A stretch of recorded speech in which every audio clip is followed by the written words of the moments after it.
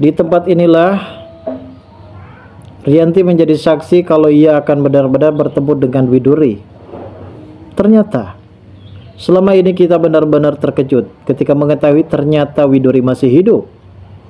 Dan Widuri pun menghampiri Rianti pada saat itu ketika Rianti berada di tempat pemakaman umum. Karena selama ini Rianti menyangka kalau ternyata Widuri sudah meninggal dan bahkan ia tahu di mana Widuri dikuburkan.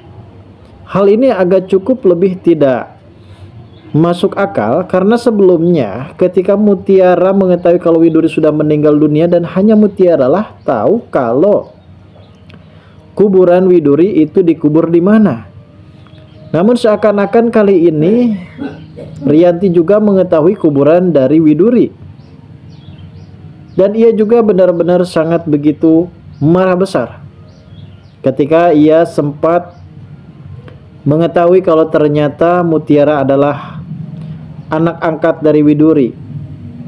Dan di sini sebenarnya Rianti pun tidak mengetahui kalau ternyata Mutiara ini bukanlah anak angkat melainkan anak kandung.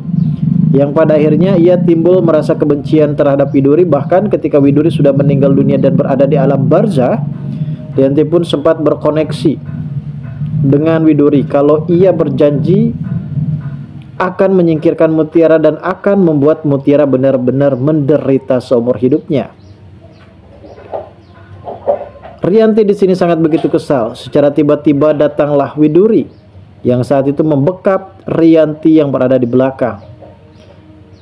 Di mana Widuri sendiri benar-benar geram terhadap perlakuan Rianti. Oke lah, sebelumnya Rianti pada saat itu sempat bisa mengambil Aditya dari tangan Widuri karena kondisi Widuri yang saat itu benar-benar tidak bisa berani melawan terhadap Rianti. Namun kali ini Widuri akan melakukan hal tersebut demi kebaikan Mutiara, guys. Lalu bagaimana alur cerita yang akan terjadi selanjutnya nanti? Namun sebelum lanjut juga ke pembahasan dan alur videonya, bagi kalian yang baru saja bergabung dan menemukan channel ini, alangkah baiknya bantu channel ini dengan cara tekan tombol like, komen, dan subscribe-nya, dan hidupkan juga tombol lonceng notifikasinya agar kalian tak ketinggalan info-info menarik dan terupdate seputar sinetron ini. Dan namun sebelumnya juga guys, mari kita mendoakan kepada seluruh kru dan pemain agar sehat selalu, serta doakan sinetron ini kedepannya semakin menarik lagi agar supaya bisa bertahan di rating yang paling teratas. Di adegan sebelumnya perlu kita ketahui kalau Rianti yang benar-benar sudah mulai merasa baik terhadap Mutiara karena Mutiara yang cukup lebih perhatian terhadap dirinya. Bahkan Mutiara juga yang membantu Rianti untuk belajar berjalan. Namun di kemudian menit nampaknya Rianti di sini sempat mendapatkan sebuah notifikasi dari sosial medianya yang ternyata notifikasi tersebut adalah acara tali cinta yang sempat digelar oleh Mutiara. Hingga pada akhirnya Rianti di sini benar-benar sangat begitu shock berat ketika mengetahui kalau ternyata Mutiara adalah anak kandung dari Widuri, yang itu artinya akan menjadi ancaman bahaya bagi Rianti sendiri. Bahkan bisa saja Rianti tersingkirkan dari Nyonya Ratu di dalam kehidupan Aditya, guys. Sebelum Rianti di sini benar-benar merasa ingin mencari tahu tentang foto-foto yang telah dimiliki oleh Pak Aditya mengenai perihal Widuri, di mana ia juga sempat membakar foto Widuri bersama dengan dirinya.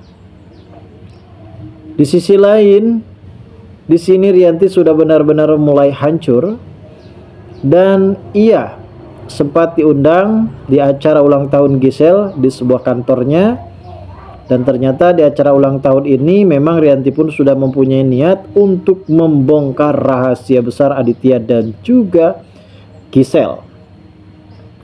Hal ini juga membuat Kenjo dan juga Aurel benar-benar sangat begitu terkejut sekali. Ternyata selama ini Pak Aditya sudah bermain belakang dan ternyata Pak Aditya juga yang sudah benar-benar menusuk Rianti dari belakang termasuk anak-anaknya. Karena pada saat itu Rianti juga sempat menyebarluaskan berita tersebut, rahasia besar yang selama ini disimpan rapat-rapat akhirnya meledak juga. Rianti pun sempat mengatakan kepada seluruh para tamu undangan kalau ternyata Gisel sempat berdoa akan mengambil Aditya dari tangan dirinya, dan bahkan di sini juga Pak Aditya akan menjadikan Gisel sebagai istri kedua dari Rianti. Dan pada saat itu juga suasana pun langsung hening ketika mengetahui adanya pembongkaran tersebut, dan memang ini adalah salah satunya jalan bagi Rianti sendiri untuk supaya bisa membongkar kedok jati diri dari suaminya tersebut. Di sisi lain, nampaknya di sini Kenjo benar-benar geram terhadap suster yang sudah menjaga Rianti, karena suster tersebut sempat ditanya oleh Kenjo, ia merasa tidak tahu karena Rianti secara tiba-tiba langsung pergi ke suatu tempat tanpa bilang ke siapapun, termasuk anaknya dan juga suster tersebut. Hingga hal ini pun menumbuhkan kekhawatiran bagi Kenjo dan juga Aurel.